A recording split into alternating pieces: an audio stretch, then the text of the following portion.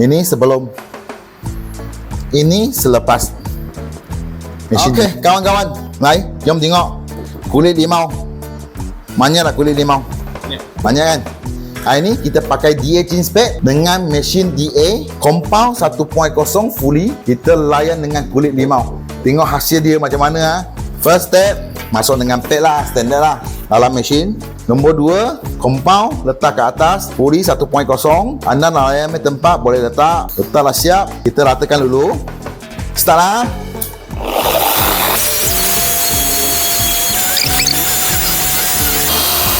Okey, kawan, tengok DA Jeans first step dah kurang sikit, tapi compound pun tak ada. Kita tambahkan compound lagi fully 1.0. Masuk, layan lagi sekali sampai anda yang nak punya hasil.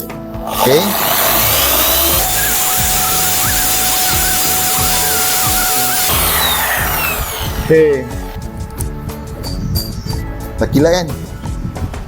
Okey, so kalau sendiri rasa dia tak cukup lagi, boleh tambah satu set lagi.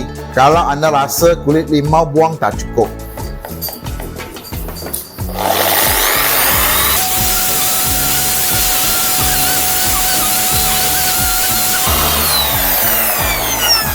Okey, siap. Kita tengok hasil ha. Lai, kawan-kawan tengok.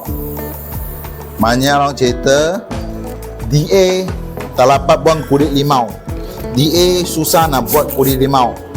Okay, tapi kalau you pakai anti-ramnya DA Jeans Pad, senang aja lah. IPA, baik.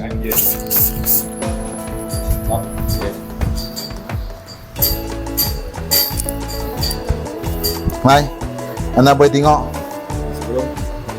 Ini sebelum, ini selepas mesin DA. Cantik tak? Beza tak? So, barang nak pakai apa?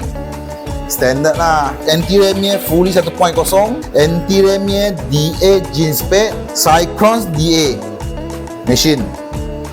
Ini set dia lah. So anda boleh tengok. Lagi tengok lagi sekali, cameraman. Ini hasil dia. Okay, tegak sampai sini. Rasa dikabus. Okay.